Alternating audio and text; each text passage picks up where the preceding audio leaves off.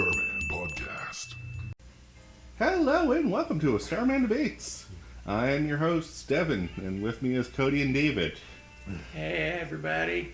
Greetings to everyone. Cody's still recovering from the concussion from last episode, so bear with him.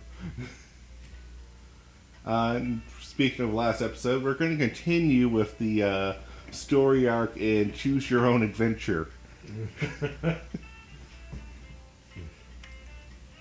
Speaking of choose your own adventure, all the paths you take except one are bad. Yep. What game did that? A lot of them, actually. Yeah. Huh. Wow. There's only the one good ending, and then everyone else said the bad ending. Okay. Most notably for me is the Castlevanias. Yeah.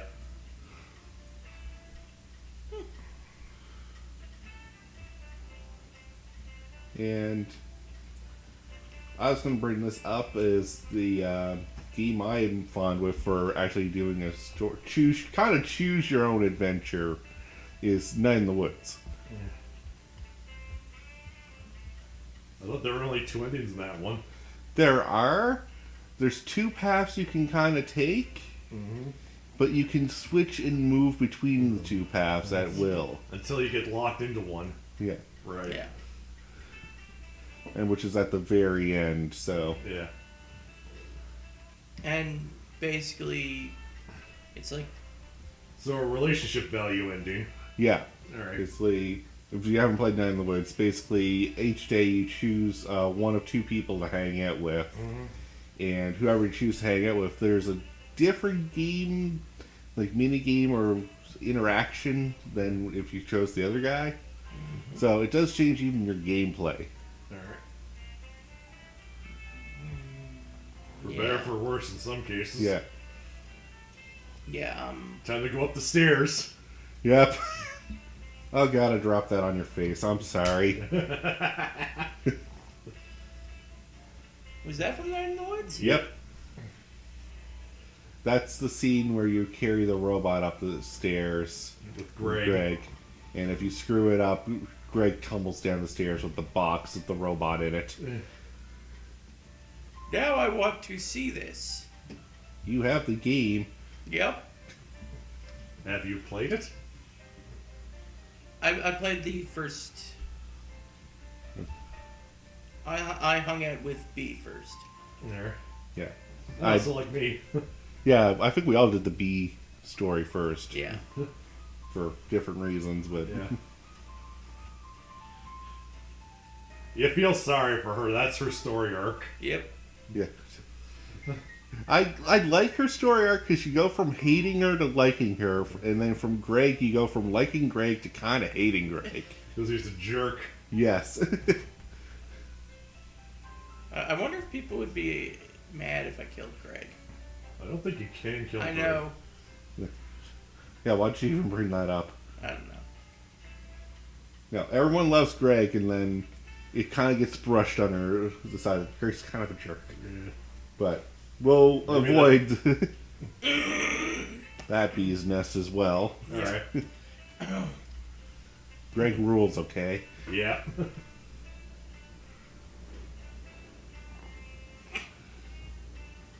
And so, the other thing that I wanted to mention before we cut off the episode was the reason we have multiple endings and multiple story paths in a game. Replayability. Cody nails it on the head. Yeah. In some cases, you can experience different parts of the story, too. Yeah.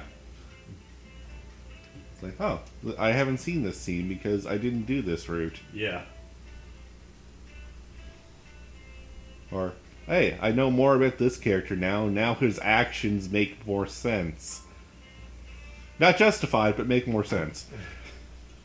Yeah, that's why I like the Ogre Battle series for that sort of thing. Especially Tactics Ogre, Tactics Ogre. Because this once, early on, your first major choice is whether or not you participate in a massacre. Nice! And it just goes out of control from there.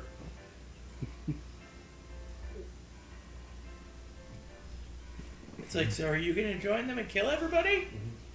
Well, you don't actually do it. It's like more of a cutscene, Yeah. Ah, unfortunately. But yeah, it's like you go two completely different directions from that one. You can go to a neutral path, but that kind of leads to the same ending. But the law, but the path where you stay on the law or on the, or on as it's called the chaos side for some reason, it goes two completely different directions. Nice.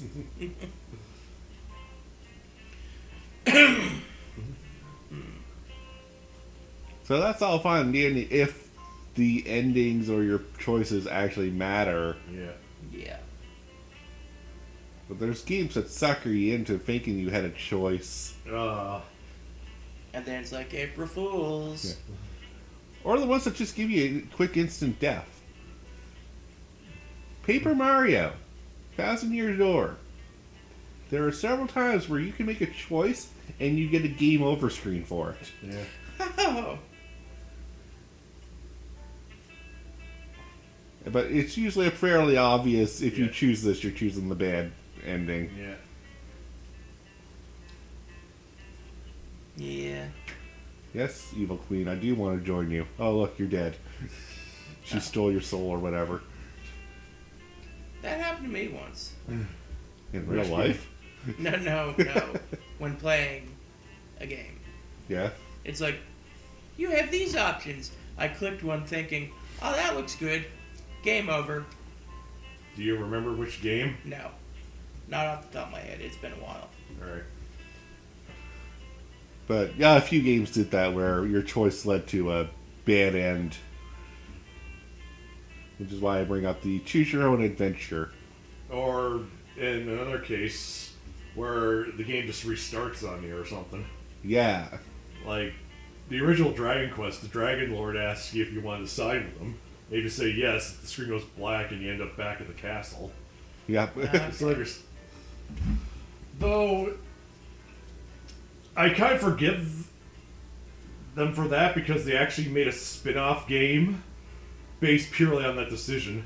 Oh, nice. Dragon Nice. Quest Builders. It's like, what happens if the hero actually sided with the Dragon Lord? Here's a whole new game just to show what happened. That's cool. I would like to see that. Yeah. The other game that comes to mind of it, that is Evo, Search for Eden. Oh, yeah. Oh, yeah, they gave you those weird cutscenes if Yeah. you decide to choose with it, but it doesn't, like, kicks you back at the start, unfortunately. Yeah, At it the start kicks you of back the to stage. either back to the stage or back to where you last saved. Yeah. But yeah, those were funny. Yeah.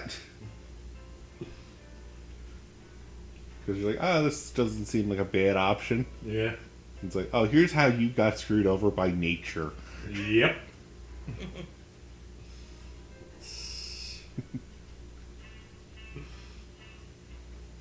There's this one game I had that does that. Like, you get to the end of the game. Okay. It's like Harvest Moon. Yeah, have you played Save the Homeland before? No, I haven't. Right. So I played that. You know, the biggest draw of those games is you can play like forever. Yes. In this one, nope. Like, I get to the end, I haven't even played it because once I read this article about this game, I was like, nope. Like, you build up, Can we get to the point? Yes. it restarts. Okay. Over. So, you play for so long, and then you get to an ending, and it just restarts you. Yeah. Unlike the other Harvest Moons, where you get to your ending, but then you can keep continuing your farm. Yep. See? Sum that up in, what, 10, 15 seconds, David? Yep. To what you were stuttering for about a minute. Today, Cody. I'm pretty sure our listeners were looking at this clock. It's like 1,000 years later.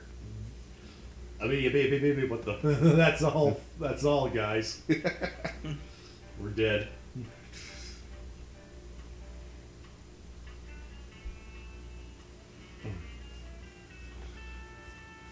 Alright.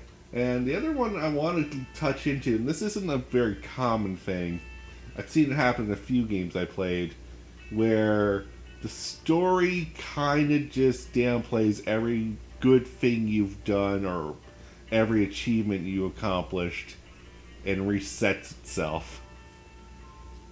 The biggest one is Final Fantasy VI does this, where you enter the world of ruin, and it's like, oh, everything you did in the previous world, whatever, it's all gone now.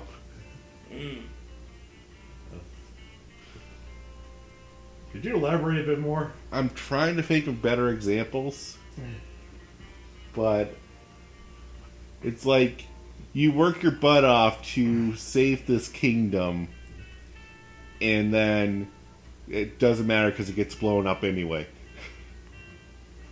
Because story has to happen, and we have to make a dramatic scene where the kingdom you were working so hard to protect is still gone. Okay. I think that was done to create tension, Yeah, or in that case, a sense of despair. yeah, But with the suicide cliff and all. yeah. For Final Fantasy VI, yes, it was to build like dread and despair, like, wow, everyone went to hell. Yeah. But To be fair, it's not the only one that did that either. no, this is what I'm talking about. There's a few other games that did this. Yeah. Oh, that's meant in the Final Fantasy series itself. Yeah. It's a well they like to go back to in that series. Yeah. How do we make more despair? Blow this thing up. Drop this section of the city on this section of the city. So, City Pizza. Yeah. It wasn't a main character that died, so no one really cares. It's, It's like, oh, we just killed one of your main characters, no biggie. That was unforgivable. yes. You may have killed thousands of people, but you killed my girlfriend. That's unforgivable. My waifu is dead. It's like, you killed my mother, I don't care. You killed my girlfriend, you're dead. My waifu's a dead foo. Yeah, that's definitely a criticism I have when it's like my best friend or my family who I've known for years died. That made me a bit sad.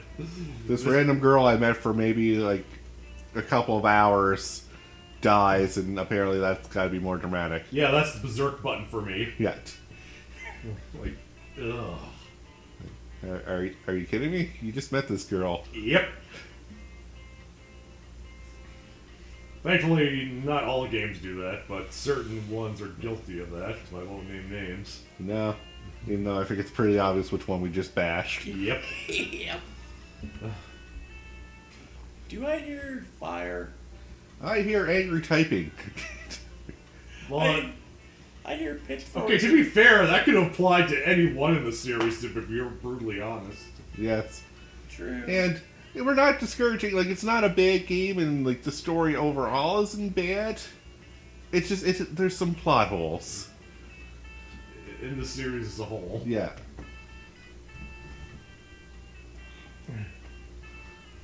My favorite is the Final Fantasy VI debate. Who was the main character in Final Fantasy VI?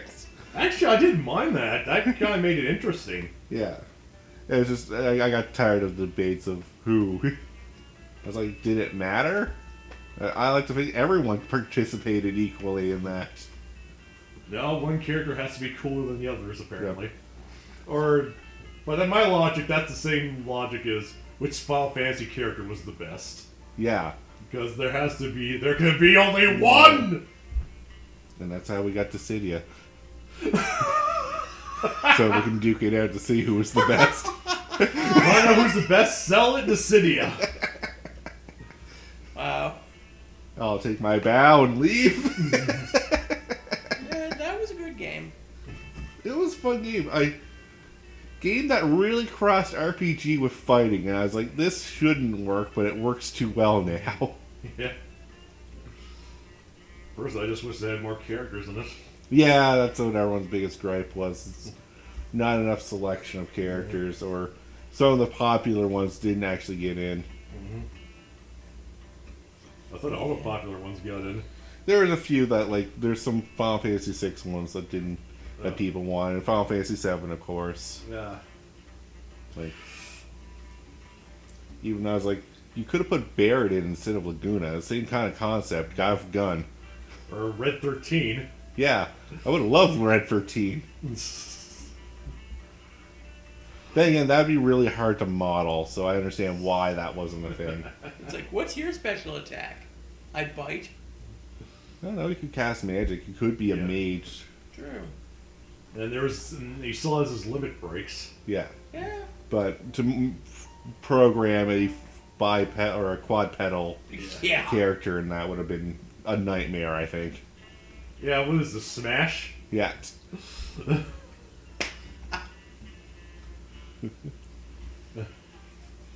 Speaking of. So we kind of got off topic there because we could go into Smash all we want, Cody. Yep. That's why I didn't touch on it. But yeah, Smash's story arc. Let's talk a little bit about that. I thought only Brawl and the new one had story arcs. The original Smash had a story, a really bad one. You're all toys being played by a kid. Until the toys rise up against him. And fight the hand that controls them. Yeah. Yeah, they still kind of keep that theme, didn't they, throughout the Smash? Yes. There's always the Master Hand who controls everything, which, if you know, the original Master Hand was just some kid playing with his dolls. And then it turned into trophies. Yeah. And then there's this trophies coming alive and fight each other. And let's not forget Crazy Hand. Yeah. My seizure-induced other hand. I don't know why.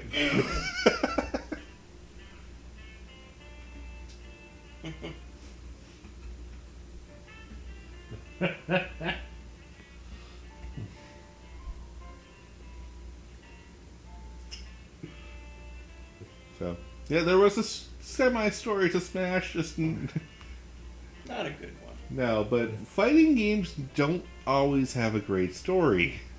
And some fighting games don't even have a story, period. Well, to be fair... Okay, I'm going to challenge Cody on this for a sec. Alright. Fighting game doesn't have a story. Vanguard Princess. I've never played that, so I can't justify it.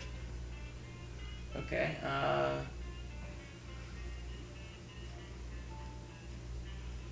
Tekken Tag Tournament 2. There are backstories to each character. Well, that's why I said some. Yeah. I just can't think of any right now. Every story, every fighting game, there is some backstory to a character Okay. at least. Okay. I mean, they don't go into detail in the game, but to be fair, most tournament fighting games start off in the arcades. Yeah. You can't really have a long story in an arcade game. No. True. Their story is basically told through the arcade and usually getting to the ending. Yeah. Okay. Then you find out more about what this character was and why they fought through all that. Yep. Okay.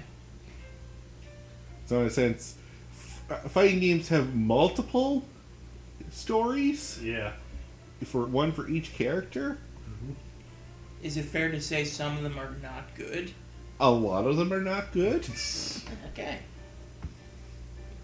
It's just, it gives personality to the character, so you're not playing Ryu versus Ryu clone number 2. Yeah. It's like Ryu versus Ken, but they're pretty much the same damn character. But they have different story arcs Sure. and different reasons for fighting. Ryu versus Sagat. Yeah, there's different story arcs there. I'm going to be honest, I don't know much about Street Fighter. Alright. Was not one that I played a lot of. Oh, Akuma. Yeah. I'm like Ryu and Ken, but evil. Yeah. And then you have a little girl character tagging along after Ryu. Ryu. Yeah, He's Sakura. training to be like him. Was there a point to that? Not really. No. Alright. They just wanted a female Ryu, really. No, I meant a point for Cody to bring that up. Oh, no. Was there ever a point for Cody to bring anything up? Nope. So, par for the course. Alright then. Alright, I don't know if this goes into story or narrative, but motive. Motive goes into... Ooh, that's actually a question. Is that a narrative or is that a story? Yeah. I think it's because it's based on a person. I'd say narrative. Alright. Like, how important is the character, or is the hero or the villain's motive in the game? And for the villain, sometimes it's the main driving force. If we're really doing, like, on the super evil bad villain. Yeah. Well, what's your motive? Well, I want to rule the world. Or I want to destroy the world. That's usually your two options if you're the main supervillain. Yeah. I want to rule, destroy, or alter it. Yeah. That usually what it boils down to. The world, country, whatever. Yeah. It's not to my liking, so I have to change it some way or form. Or something bad happened to me to decide to do this. Yeah. Yeah, villains with tragic backstories are kind of iffy. Yeah. You're walking a very narrow line on how good that story's going to be. Oh, yeah. You have to make it relatable, but you also have to make it realistic. Yes. How much the evil character has to be... evil the character does has to be justified. Yes. And most of the times that doesn't work. Yeah. I mean, I love a villain that actually has a point, and it's really hard to argue against them. Yeah.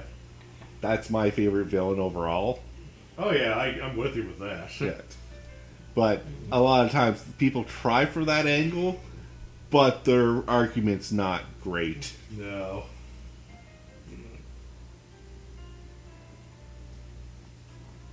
Humans are horrible creatures, and that's why they must be eliminated, so that other creatures can thrive and be better.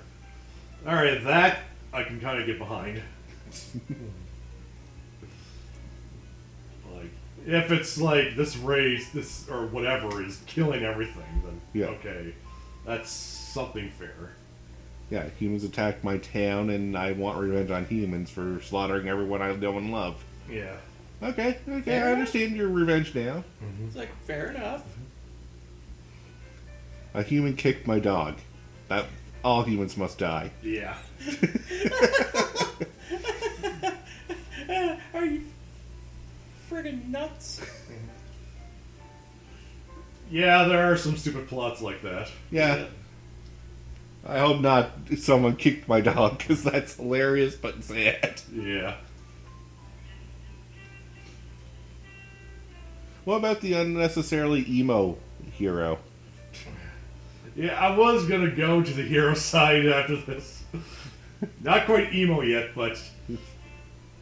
Or Or the dark edge hero, I the guess. dark edge hero, or the hero that suddenly suffers like a tragedy and can't continue. Are those two different things? There are two different things, but overall it's like your hero's now demoralized. I can't think of any. Closest I can think of is when the main character falls out of the party temporarily. Yeah. That used to happen a lot in the 90s. Not so much now. I think it was Tales of the Abyss that did something like this. Yeah, Tales, Final Fantasy VII, Xenogears. I keep going back to those two for some reason. I think 6 did something like that as well. 6 did a very depressing second act. Yeah. It's kind of different because the closest main characters aren't always in the party. No. And Oh, I only met a point where I couldn't recruit one of my characters because she was too depressed. Just come back later. Yeah. yes. It was actually a bit more than that, but I get what you mean. I can't help you save the world because I'm sad. Come back 5 minutes later. Oh, I feel much better now. Let's go save the world. I'd be like, yeah, you know what? No, I don't want you. You emotional train wreck. God, you made me think of Persona 3. I think 3 had something like that, I think. It's been a while, so I can't really say if I'm 100% correct, but I think there was a time, there would be times in the story where the characters got depressed and they'd be unavailable. No, I meant there was like this plot twist in the game, and then for a while, your characters just didn't do anything. Yeah. But there was like this weird storyline where one of the characters had a rivalry with the main character for a while, and then he just got over it. Oh, wow. Just like no real explanation. I'm like, well, okay, that was a thing then. Okay. Yep, I can kind of confirm that. Because even without a plot twist, like, they'd get too depressed to go into the Dungeons. Yeah, and I was like, so... Like, in 2 places in the story, I think that happens. Yeah. Until, like, one character makes a speech about something, and then they get their confidence back. Yeah. It's like, we wanted to write it so that you had to pick other characters for this dungeon, but we couldn't find a good way to write it. Oh, no, I don't mean certain characters. I mean the whole party. Oh, wow. Yeah, they, like... I was like, this bad thing happens, so for a while they're just in their dorms moping until this happens. And they get their resolve back. That one party member can't be available was more of a game mechanic. Yeah. But there were some points where, yeah, this character was unavailable because of story reasons. I don't mind if you write out a character or make him unavailable for a moment if you give him a good reason to be unavailable. Yeah. Came down with a case of being fucking dead is a great reason for him not to be in my party right now. Yeah. Or if he's puking his guts up. Yeah. See, I have problems with that if the game mechanics are... I'm going to go to a really old one, Mystic Quest. Oh! A character suffers from poison. She can't be on your party. Yeah. Okay. But your characters get poisoned like 24/7 in that game. What made this poison different? Because it was deadly poison. I'd be like... I thought all poison was deadly. Apparently not. Yeah. Apparently I'm just being a big baby. No, I'd just be like, you're poisoned. Drink this antidote. We just drank it 5 seconds ago. Oh, but that won't cure me. You have to actually go to this tree and get the actual cure. Well, I'd just be like, just break the bottle over there. That's sort of true. I mean, some animals have deadlier poison than others. Yeah, I get that, but wait, if we have an antidote for all poison, I think all poison should be really capitalized on. Yeah. Alright. And it's just like an inconvenient plot of this one tree actually has the cure to this one random poison this guy used on me. And I just happen to know it.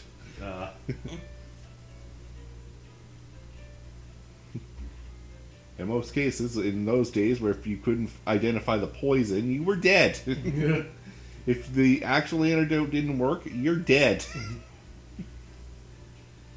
I mean, I don't mind that if they do something interesting about it, like, oh yeah, there's no known antidote for this, so we'll use, like, magic or something. Yeah. Like this special kind of magic that can heal a damn thing or anything. Yeah, and then you get that throughout the game now. You have a cure-all spell. Yeah. Oh, wow. I like that idea. Alright. I just don't like it where it's basically we threw a quest at you because... quest. Oh god, yes, I know what you mean. I think Mario and Luigi had that. In the first Mario and Luigi, where Mario gets food poisoning. Yeah. And he has to go, and Luigi has to go to a specific dungeon to get the antidote. Yeah, because... Why? Quest. Yeah. And play as Luigi by yourself for a while so we can Yeah. mark it as, hey, look, you get to play as Luigi. For a few minutes. Yeah. Yay! Like, seriously? Food poisoning? Yep. I know they're traveling, and that's a thing when traveling happens, but Jesus. It's like he's Mario. And it's like the most ridiculous way he gets food poisoned, too. Did he eat a mushroom? Yep. Like a special kind of mushroom that he won from a minigame. And Was it magic? No, it was like mushroom fused with a star or something.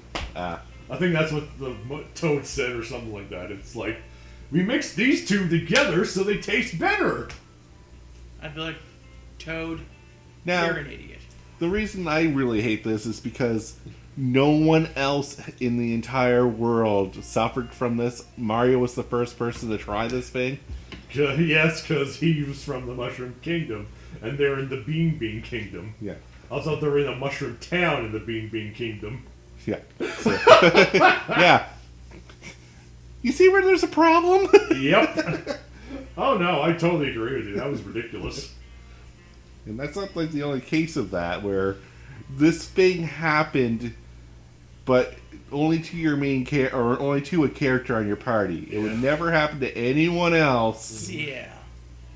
That's like discovering your character suddenly has an allergy, Yeah. Uh-oh. and you gotta go back and get the EpiPen for him. Yeah. Uh-oh, you're suffering from... Oh, wait, that wasn't much of a plot point. Never mind. But I was just going to say your character's suffering from heat stroke, but... yet, That one character, so they're unavailable. What game did they do that in? Run the Fire 3 when you're going through the Desert of Death. But it didn't really... It wasn't... It stops the game for a moment, but... Did that happen in Earthbound as well? Yeah, that was a status effect. It wasn't Okay. a plot thing. yeah. The closest thing to food poisoning in Earthbound is when you eat those magic brownies, I should say. Yep. So they ate pot brownies. Pretty much. Or something that made Ness trip out and dream about Poe. I love how out of context that is.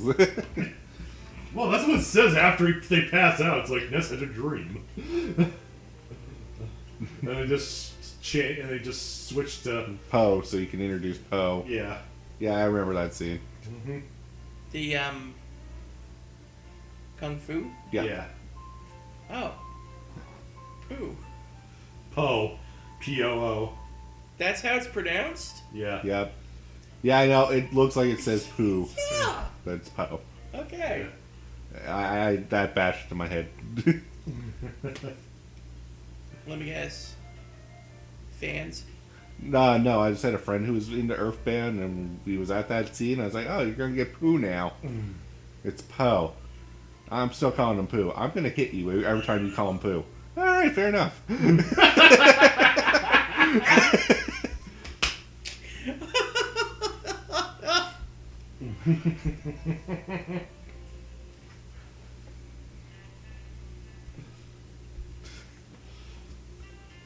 So yeah, so quest for the sake of quest is annoying.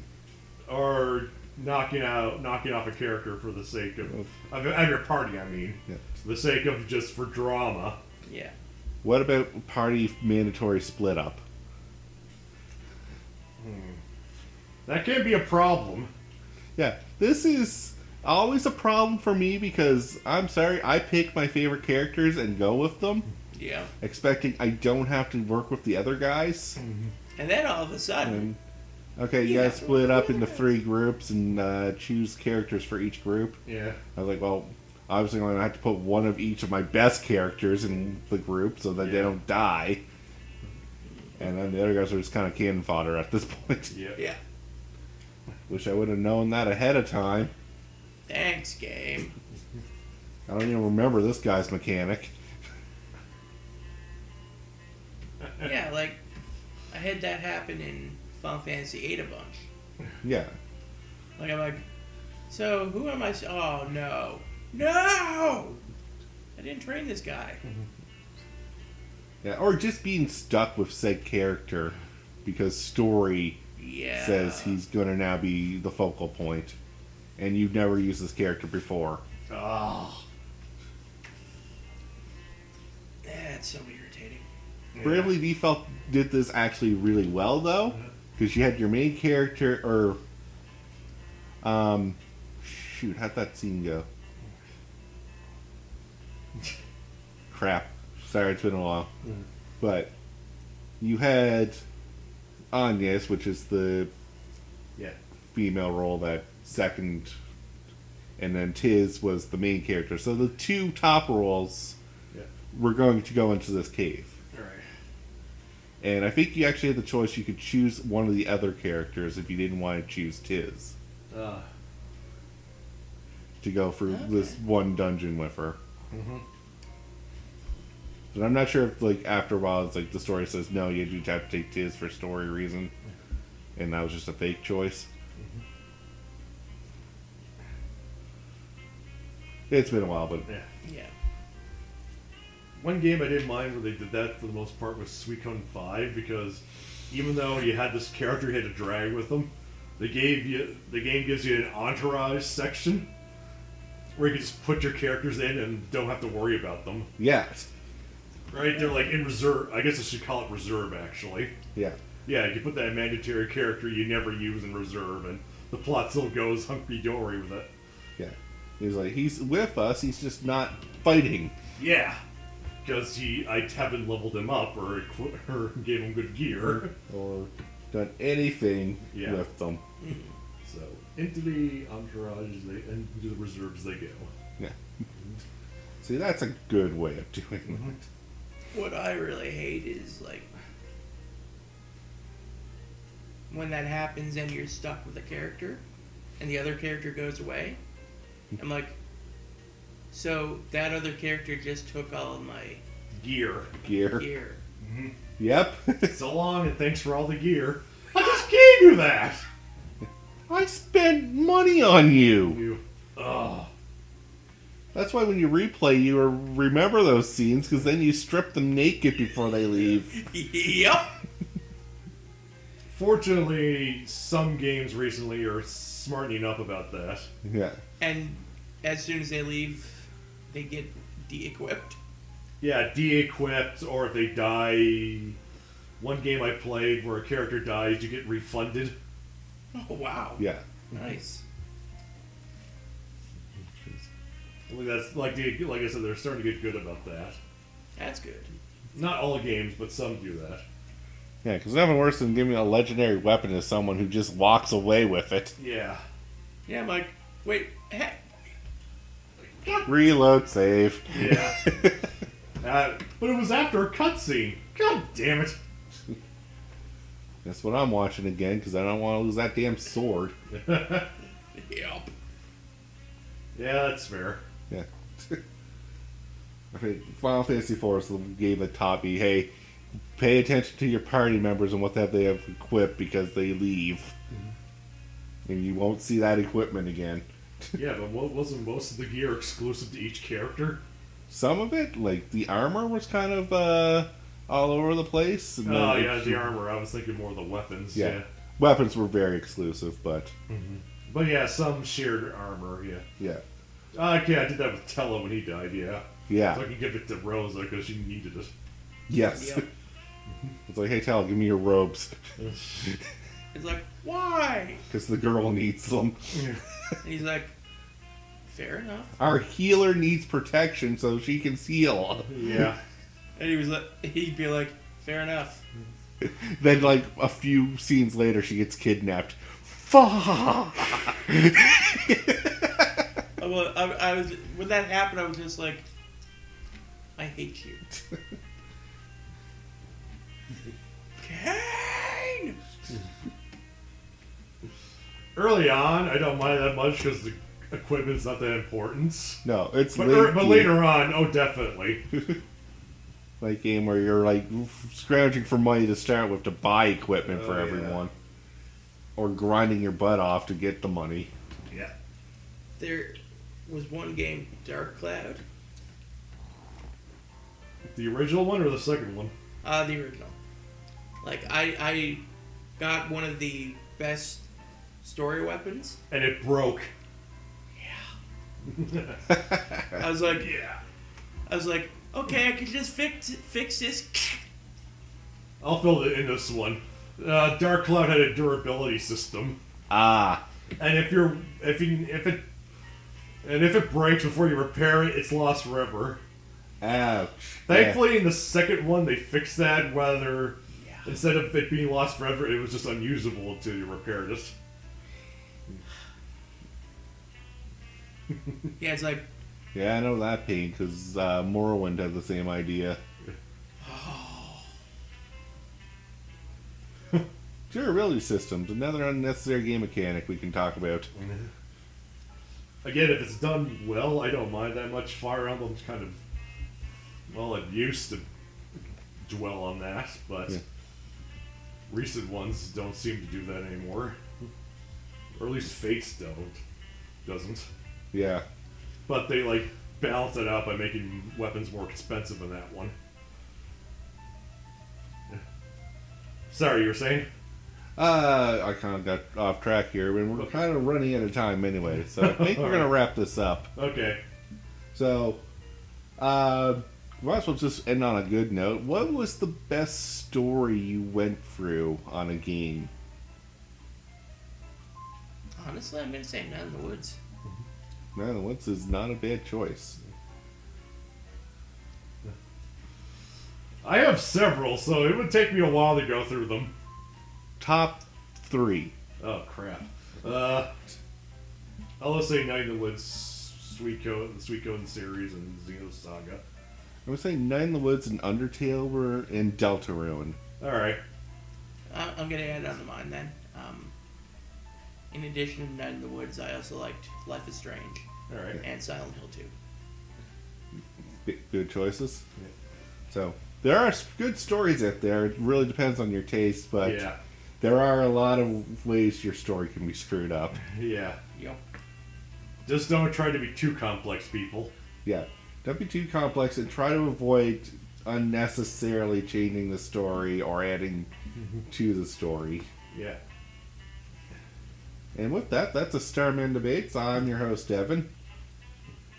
I'm Cody. Have a great night. David, see you later. Have a good one, guys.